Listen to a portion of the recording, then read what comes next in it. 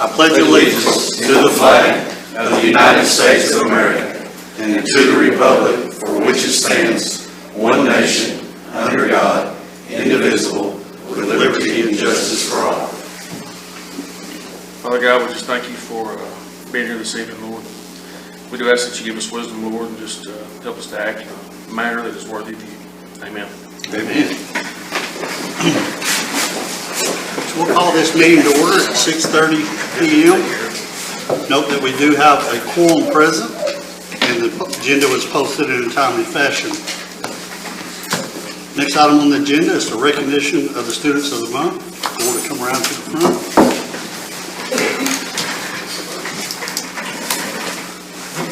All right, Ms. Howell, brought some good students today. Yes.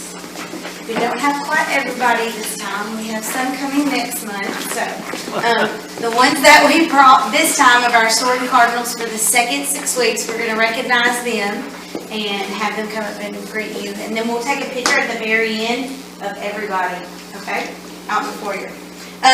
So starting with some of our second graders, we have Logan Turner.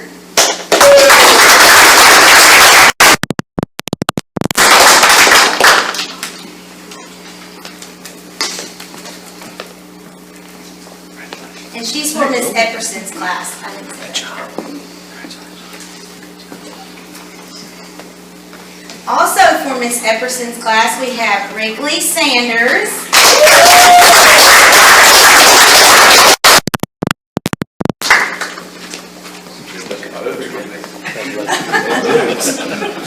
Best boots on job.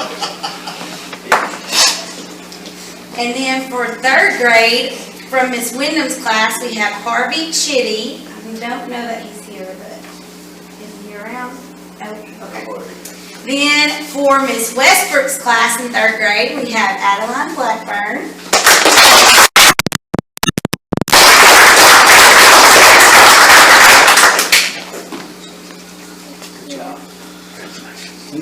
Congratulations. Good job.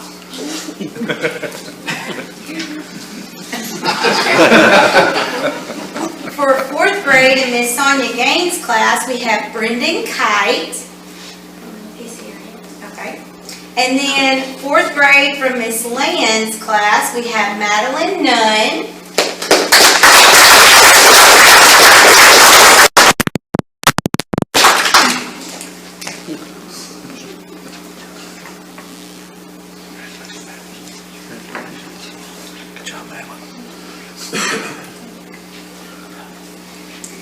For fifth grade from Miss Bolick's class, we have Gabby Walraven.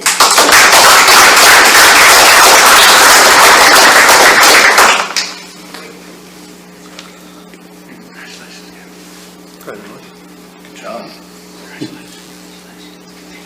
And then from fifth grade Miss Frost's class, we have Kobe Norris.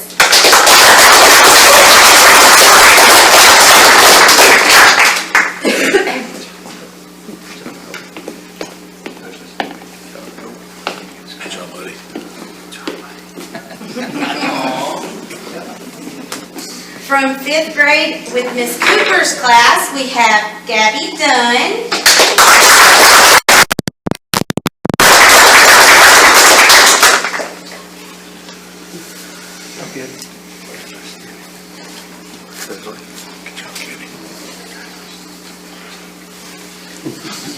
And then Miss Hudgens chooses out of kind of all the grades, and we have Emma Jones.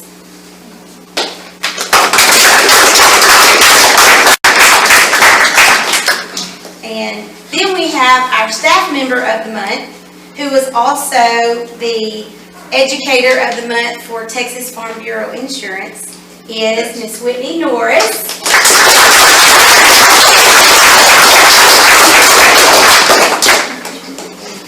And out of the, for that one is out of all Bowie County schools, so Yes. congratulations. We're very, very proud of her. Actually, getting on.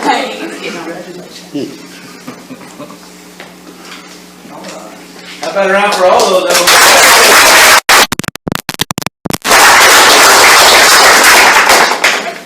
Yes. All right, and I'll start with our middle school. We do kind of a Google form where we actually ask them to put down comments, so I'll try to see if I can remember most of the comments. But our 6th grade student of the month is Aiden Lane, and his teachers noted down, come on Aiden, you're fine, that Aiden has been coming in and getting extra work in, and they're very proud of all the hard work he's been putting in.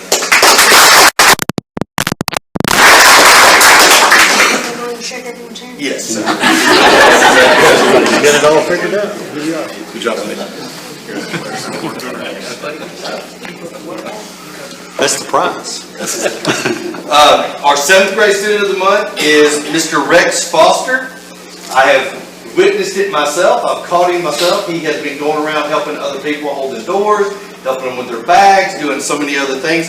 Also, one of his teachers commented that he might be one of the sweetest kids she's gotten to teach this year, and she's really proud of him.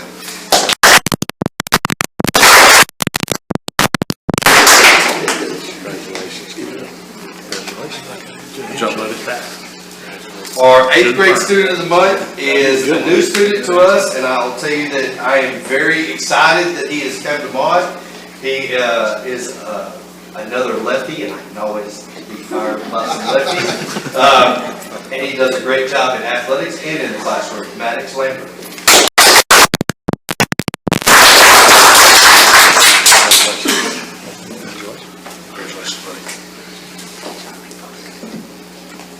Our 9th grade student of the month is a student who's won this award several times. Miss Lana gets to have a double dipper here with Mr. Austin Kennedy.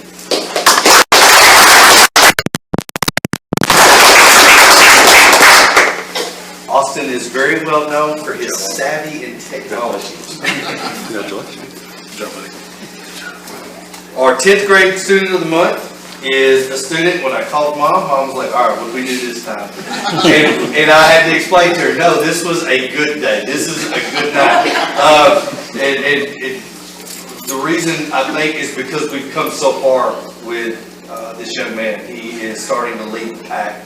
I'm very proud of him. Mr. Fannin is just enamored with his ability to take music and play it. He's going above and beyond everywhere. He's one of the first ones on the bus to load the instruments on and off, or on the trailer. I'm very proud of him, Jacob Carter.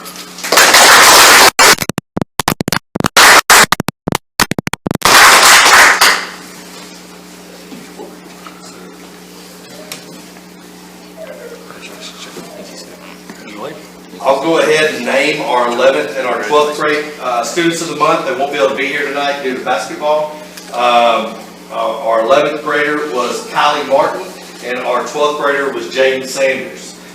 We're very proud of them. They do an unbelievable job. Jaden has been on our announcements this year and has excelled at that, which has pulled her out of her comfort zone a little bit to have to get up there and speak in front of people. So we're very proud of her. My staff member of the month is an unsung hero, somebody that nobody gets to know about very often. She's not on the so-called teacher list, but I'm going to tell you that she's as good as any teacher you'll find. She goes above and beyond to find kids, track kids, know where their weaknesses are, and try to pull them out of some holes that they may have and get them to where they're rising above, and not just their classroom stuff, but even in their testing. Very proud to have her here. She's been a very valuable asset to us, Ms. Amber Shelley.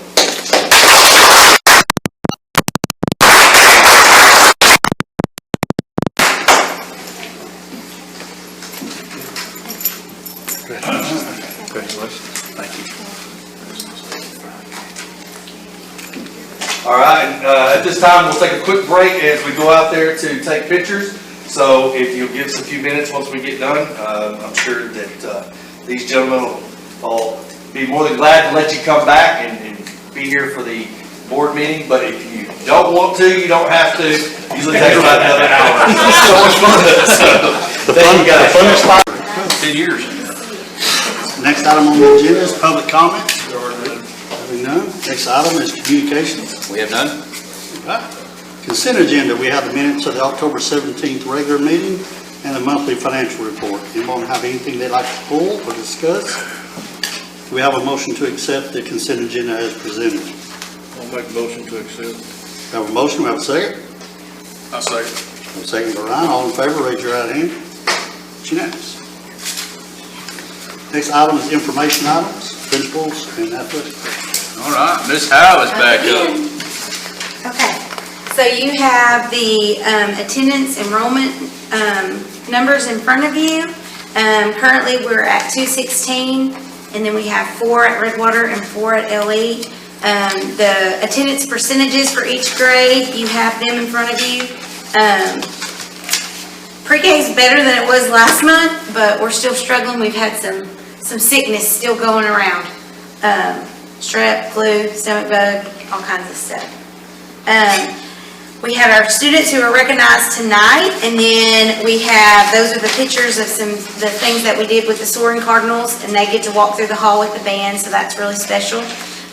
Some of the spotlights, we went and saw Charlie and the Chocolate Factory at Redwater.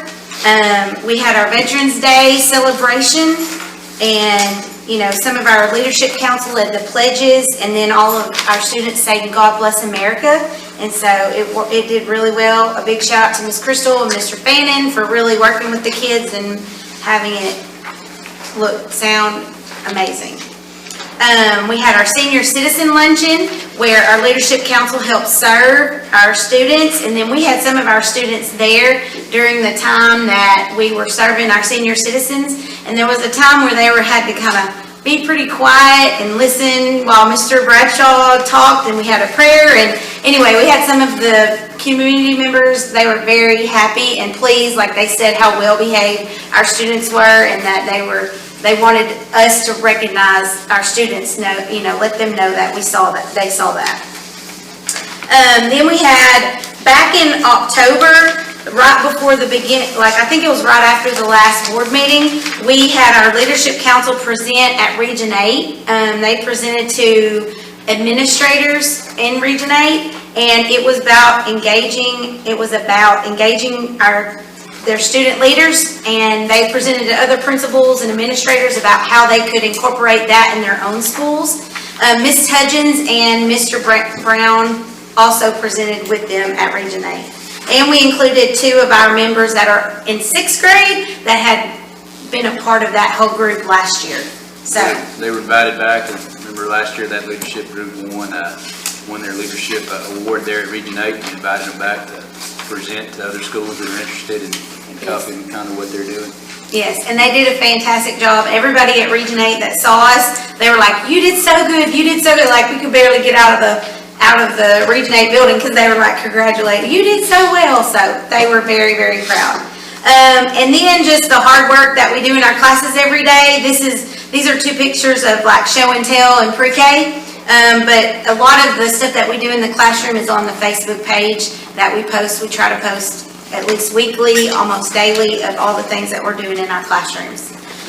Things coming up is we have Thanksgiving break, and then the big one that everybody's preparing for is UIL on December the 7th, where we won't have school, but the students who are participating in UIL will come and be at the school and participate in their events. And so we're ready for our kids to show off what they can do. And then we know we have the Seniors for Cardinals luncheon on December the 8th, and elementary will present at it as well. And then our Christmas parties will be on the 15th, and we're going to do those in the morning. And then we have a teacher prep day after that. Any questions? Thank you. Okay.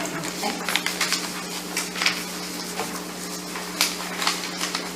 To tag on to Ms. Howe's sickness bug, we've had a couple of our classes got hit with that. We've dropped several percentage points this month. We even dropped below 90% for the first time in a long time in a couple of grades. However, we did have a couple of classes that stayed pretty high to give us a good average. We have lost a few and gained a few. Right now, for enrollment-wise, we're up at 237 on campus right now presently. So we're still right in that same level we've been at. We're not falling off too far. We're not going up too high. Highlights of the month, we had our Veterans Day, like Ms. Howe talked about, where our middle school and our high school participated and helped out. It was a very solid program again. Thanks to our student council, who heads up a lot of that for us on our behalf, with our middle school student council and our high school student council. So we're very proud of them. They did a great job.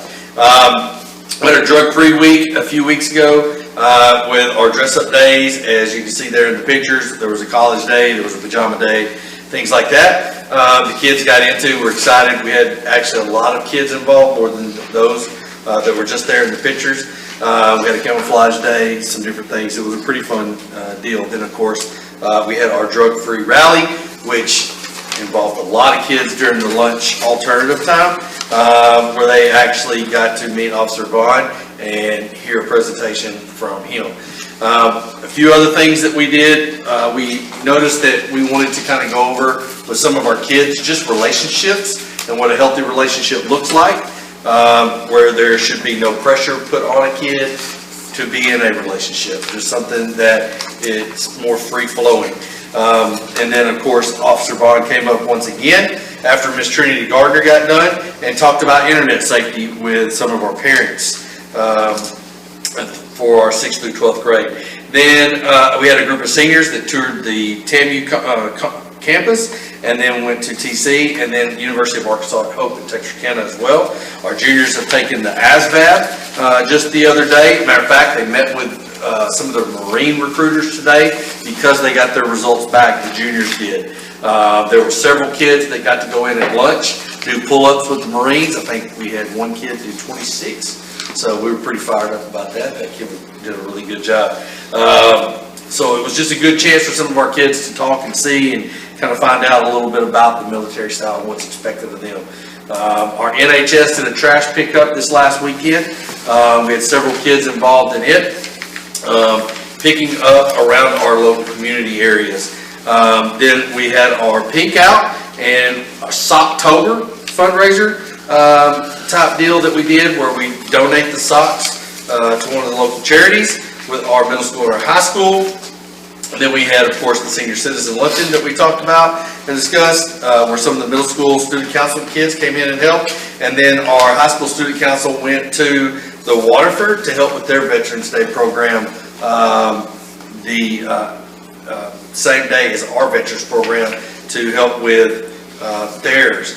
They asked that we would continue to come back. They really loved our kids, thought our kids did an outstanding job, and just had good conversations with the adults that have been there. That was the one thing that a lot of those residents really loved, was just being able to have solid conversations and have a communication piece that they could talk to someone that really understood what their needs and what their time was like, versus a kid who just didn't have a clue about the past. So it was really nice to have that compliment come from them.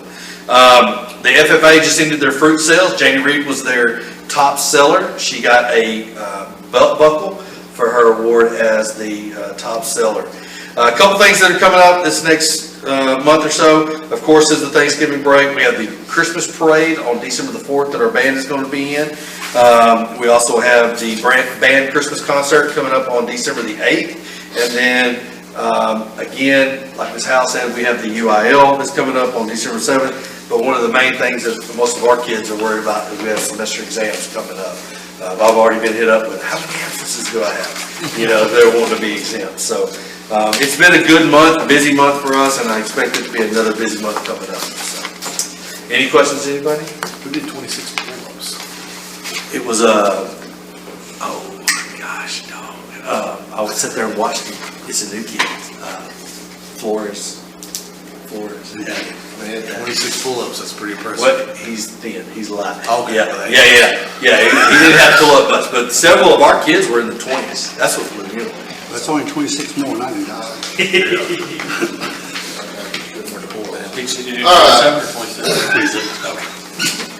Football team's playing tomorrow night against Lovelady in Arp at 7 o'clock. The girls' basketball team's currently 1-1. They're in a tournament right now in New Diana.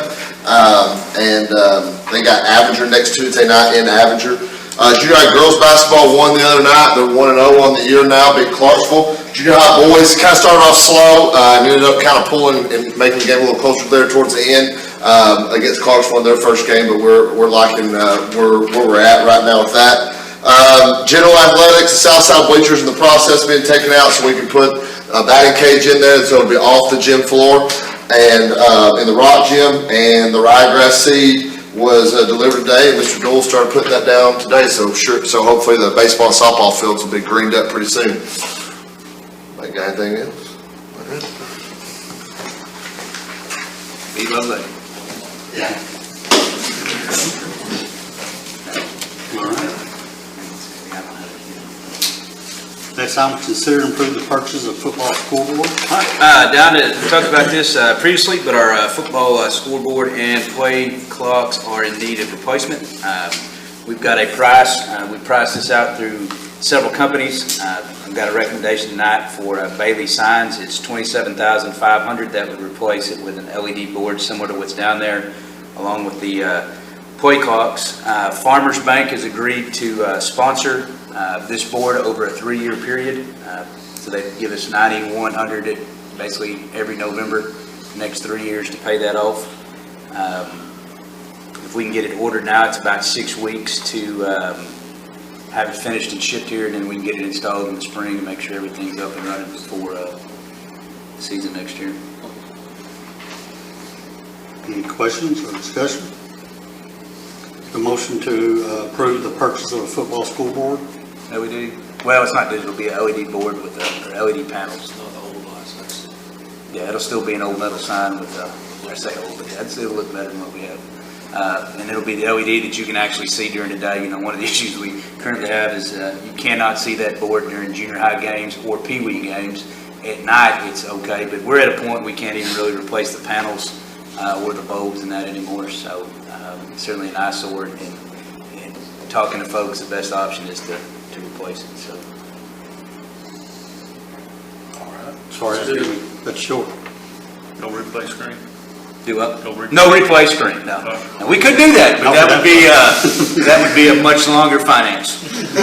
So we would, and Mr. Van Dever assured us we've got the money to go ahead and pay for that, and then they would issue those donation checks, one this November and then one each of the following two, or one November, 2 more Novembers. Is that clear? I just suggest we put FAR on the first year, MERS the second, and Mike the third. I don't think that's legal. Any other questions? Do we have a motion to approve the purchase of the football scoreboard? I'll make that motion. Have a motion. Do we have a second? Second. Hey, all in favor, raise your right hand. It's unanimous. Discuss Collegiate Edu Network. We had, Dr. Alexander presented to us as a board here sometime back, and we've kind of updated over time. We've had them audit kind of where we are and what we would need to do moving forward. And basically, tonight's just to kind of discuss the overall project and give us an idea of kind of some of the anticipated costs depending on what we, how we move through. But looking at everything that we would need to do, the next item is for what's called the P-TECH designation, but that would be something we would apply for through TEA, and that's basically that gives us the early college ability to offer the associate's degrees and the additional credits for college. And that'll be our next section. But that'd be step one, and then next year would be a planning year of planning that. We would look at, we talked about our middle school, our AVID programs, being able to track and test our kids through MAP testing. So there's several different things that we would look at doing there. I've got a pricing plan, much like Region 8, depending on what we want to do and how we want to do with that. But the estimated cost for year one during the planning time would be a total of a low cost of $56,000, a high cost if we did everything that's in there in all the planning days of about $72,000 above what we're currently paying. Now with that, we can generate additional funds through CTE courses. The CEN network also helps find grants and funding in most of the schools that they've had. And there are some grants that we can apply with for TEA to help offset some of those costs. But if we were to fund the entire thing ourselves with the AVID program, the additional PD for teachers, administration, and CEN's planning services as a total, that's kind of overall what we would look at adding to the additional budget to be able to start moving towards the CEN network programs that we discussed previously. PD personal development. Professional development, yes, sir. So there'll be certainly things with teachers that we need to go through, us as administrators, and the planning services to help us, and then also as board trainings that would become necessary. So that's their overall estimate of what we would need to be able to put in for year one. Those costs in year actual implementation year one go up a little bit to an estimate of 64 to 80, and that would be the next 2 years once we start actually implementing. And again, a lot of that can be offset once we start implementing new programs in CTE, and some of the same CTE funds that we've just recently generated can help offset some of those costs. How does it affect if I remember correctly, when you came and we went through it, when you started at the beginning, it works it all the way through, I mean, it's just a process. Yep. So how does that affect the curriculum we got now? Is that going to be thrown out the window? No, it wouldn't be. It's not going to really, the curriculum as a whole of what we're using, we can still use. What we've got to make sure that we do is we start, and particularly, and the big question is if we're going to have kids as freshmen start looking at being able to have options to take college classes, to be prepared to do that. And that's where we start changing some of the programs in the middle school. Project-based learning would go on, but we could still use the base curriculum that we currently are using. Matter of fact, Cumbie's one of the schools that they're in year 2, and they're using some of the exact same curriculum that we just adopted, and they piloted it last year and then adopted that along with this, and they're certainly further along in the CEN process than what we would be. So we certainly do need to look at, and the big change in that is how do we prepare kids as freshmen to be able to take college courses, and we're not currently doing that. So the AVID programs there, elementary being more, doing some more project-based learning and some things that are more responsible on the student to start teaching them how to manage time and how to work at those higher levels by the time that freshman is certainly a big part of that. If you do the first year, what if you decide, I don't want to do it anymore? Or you're not locked in to continue? No, I mean, you can change kind of how you do that. So in this next section, we'll talk about the P-TECH application and ask the board to consider and approve that. You can adopt it district-wide or campus-wide. The P-TECH's actually for your high school, so you would adopt it either fully in high school, or you could do it in cohort models, or you can even do it in smaller groups within it if you wanted to do it that way. So the elementary, how it would affect us in the elementary and the middle school is really just what are we changing to help kids get ready by high school. And then high school is really where you'd see some of the changes where they're offering more of the college classes, the industry certificates, the partnerships with local businesses. But you certainly can change that, you can tweak it, you can back out of it, you can go. I was asking, I couldn't remember it for a long time. Sure, yeah, absolutely. So the curriculum would change at the high school, but not for the middle school and the elementary? The curriculum itself, I'm just asking. yeah, what we would actually teach in those high school classes would not, we're just gonna offer more dual credit college-based courses, so those would certainly change. And if you go to a full implementation, which we don't have to make that decision at this very moment, but if you were to go to the full change, then all of your kids are moving into dual credit courses versus just a handful or a certain group. And then what you would do is you would base your standard degree is dual credit based, and then those kids that may not be able to do it, you would then kind of remove them versus what we do now, which is everybody goes to the high school diploma and then we just pull certain kids to go with it. So that would be kind of the difference in that. Okay. So if we have, I'm just making sure I understand everything. So if we go to the program where everybody goes to dual credit, we have the staffing for that. And that's part of what this CEN and the partnerships with that. Do we currently have it now? But That that's was what the we're question, working to yeah. that. So we'll have to add staffing. You either have to add options with the colleges, train your teachers, or do some partnerships that allow them to teach dual credit under some things with the college to be able to offer more.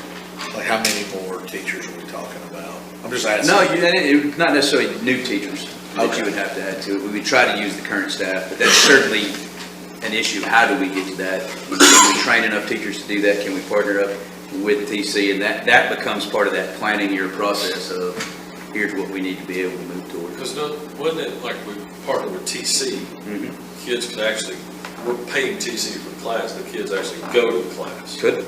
Instead of us actually having a teacher here. They could do either way. They could do it online. They could do it by distance learning. You know, if we could partner where they go. Our problem with that would be drive time, but there's certainly some options that you could do But they that. could do like online, the way, to answer his question. And now we don't, Hire a bunch of yeah, teachers. and right now we don't have all of those answers. What we would look at now is beginning that planning process of how can we make all of these things work, and then come back with more of that. But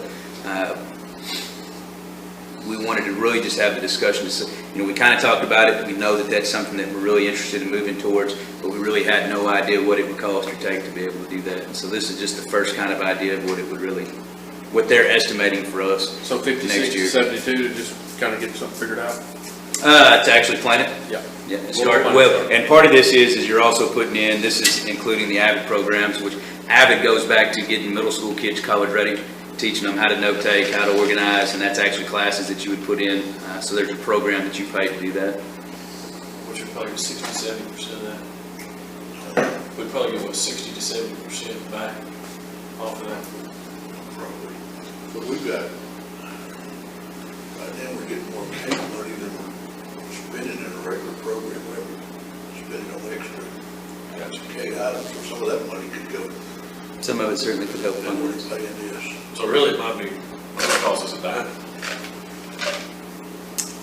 The goal would be, the goal is eventually that you could generate enough funds that it would support itself, whether that be generated through local funds, through grant funding, through partnerships with nonprofits. And that's where, and in all honesty, that's where the CEN part of this really comes in, you know, to be able to do that. We've got a meeting tomorrow with the group that's, what they're doing is they're creating a pathway for coders where they can learn how to code. And there's a company that actually hires them that's up north, but they can work anywhere in the world. So you can train them and they can live here in Mowat and make coding money. So we're going to try to meet, but that's a CEN connection, you know, to give them some options if that's something they want to do. So those are some of the things that they kind of bring to the table where that's actually being funded out of a nonprofit. So, So it's really just a very minimal investment, really, in the big scheme of things. can be.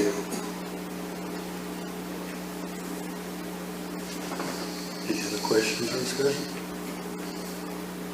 And this is just discussion. Just a discussion item, kind of wanted to let everybody know this is what we would, you know, if we move forward with, that's kind of your anticipation, you know, of the cost. The next item would be to allow us, the deadline for the P-TECH is here in December, so it's on us if we're going to apply this year, and basically that, I don't know if are we ready to move to that? Yeah. So item item 10 would be the P-TECH designation application. What we're asking today would be for the board to give us or give me authority to apply to TEA. If we are accepted, which we hope that we would be, that would put us in a planning year next year with TEA to start planning our designation for early college high school, and that would be a full 1 year planning with TEA and then along with the CEN to really plan out exactly what these partnerships and needs would be. So are we agreeing to that first 56 to 72,000? We're not agreeing to any money at this point. We're just, what we're asking is to approve the application. And then if they approve that application, then we would start in 23-24, we would start our planning year. So this is 22-23, so it'd be next year. We would plan for a full year, and the first cohorts would start it in the 24-25 school year. And at that point, then we certainly would start. So this is still another, you know, really start, we're talking about 7th graders moving into high school would probably be the first group that would be, that we would start really working through as far as the first cohorts. So we're not asking for any additional funds at this point. Would be for the board to approve me to apply for the P-TECH application through TEA. Any other Ready for a questions? motion then? Any other question or discussion? We need a motion. I'll make a motion. I'll go ahead. For the P-TECH designation application? Have a I'll second? second it. All right, we have a motion and a second. All in favor? Unanimous? Next is superintendent's report. All right, fence update. Basically all the fence except for the walk gates are completed. They are being, they were custom cut and they're now being powder coated. Nance is here tonight finishing electrical. I think they've got it to the science wing, to the elementary. They were between the middle school, high school for that last part. That one gate there, once that's run, then we'll get the actual gate operators. And then once we have the gate operators, the pedestal, then KLC will be out to put up the final locking devices. And as soon as the gates are mounted, then it'll be ready. So I talked to Walter on the gates. A little rain set them back on some of that powder coating, but he's still thinking first part of next week they should be finished, and then it's just coordinating, getting back out here and getting the rest of that. So it'll be sometime after Thanksgiving, it'll be finished and ready. Looks great. It does. I think it was a wise decision to iron up front. I really do. I've had a lot of good compliments on it, so I think we're in a pretty good position with it. We'll talk a little bit more about some fencing here in just a minute. We got all the safes and all the equipment are installed in all the classrooms, and I think there's one little piece we've just got to add to those, but all of those are up and running. So really we have most of everything. We've got the metal doors are on their way for the science wing. We ordered those back in August, but we've been waiting to get here. They're trying to schedule a time for them to replace those and the manhole doors, and then repair a few in some other places. So those are on their way to be able to do that. Letter C, we've got the safety guidelines that have come out. TEA's released some new ones that have to be in place for next year for the 23-24. Our fencing is going to help us in quite a bit of that. We are going to have to look at, they have now decided that a 6-foot fence, that if it's iron, is acceptable, but a 6-foot chain link fence is not. So we may have to look at doing some things with that. Barbed wire on top. You have that option. You can do some windscreen. There's some laminate slats, chain link slats that go through there. It's another option that you can do. Just something that makes it more difficult to climb. So we're getting some prices on what it would take to do like at the football field, to add up with the barbed wire. You could electrify it. Not do that. I'm in.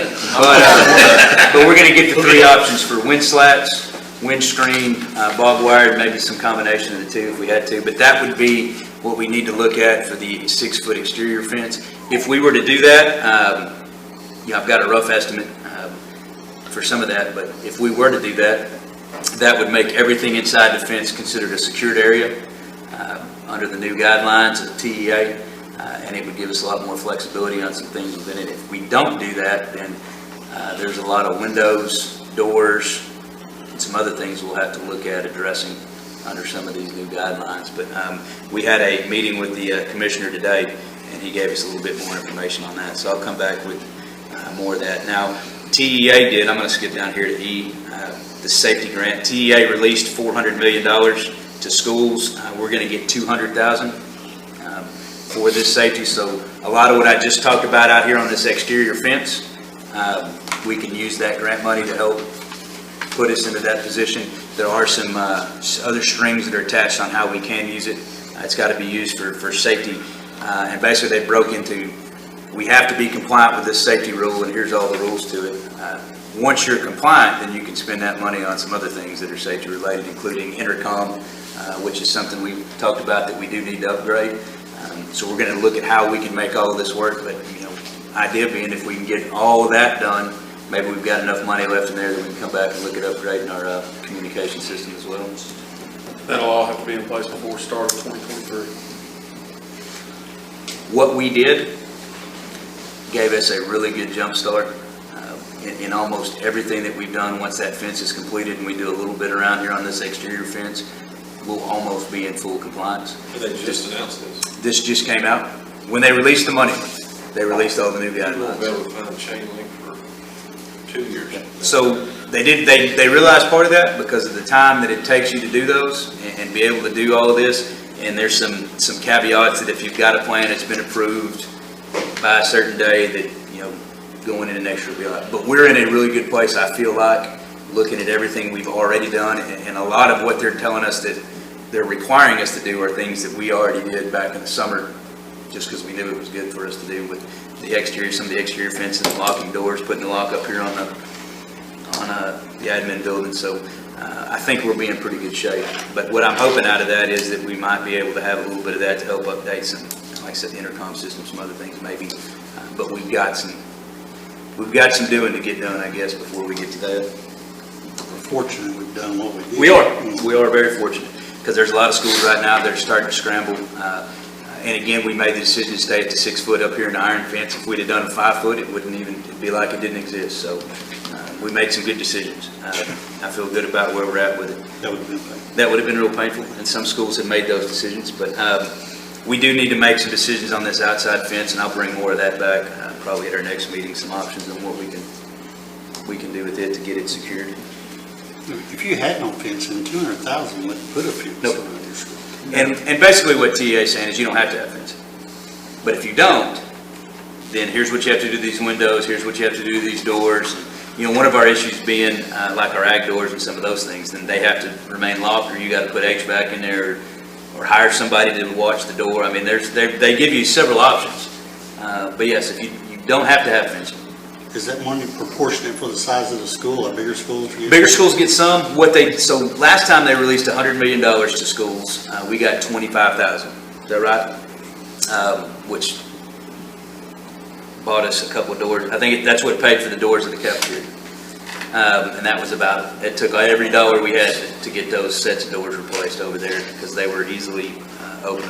You could open them pretty easily at the time. What they did this time is they released 400,000, but put a floor, or 400 million and put a floor that every school gets at least 200,000. And then it was proportionate on up. But this is probably benefiting us as a smaller district more than it would some of the larger districts that have 15 campuses or 9 campuses or whatever that would be. Yeah. So, I said the 200,000 doesn't cover what we've done already. But if we'd have said we could have got that plus all this other back when we spent it, I think we'd have felt good at what we spent. So we can use this to help offset some of that cost, but I'll bring some more back on what we can do with those. We've got our safety security meeting tomorrow at 12:30. That'll be our one for this semester. We are required to do 3 of those. We'll discuss the EOPs and then also our intruder audit findings, complete the process we need to for TEA after that. Facility committee, we had a facility committee meeting last month, and the committee's really kind of come together and has a priority list that we are going to bring back in December to the board and make a recommendation for consideration. So we're finalizing that, but I think the committee as a whole came up with really 4 priorities, and we're quite committed to those 4, but we'll bring that information back to you in December.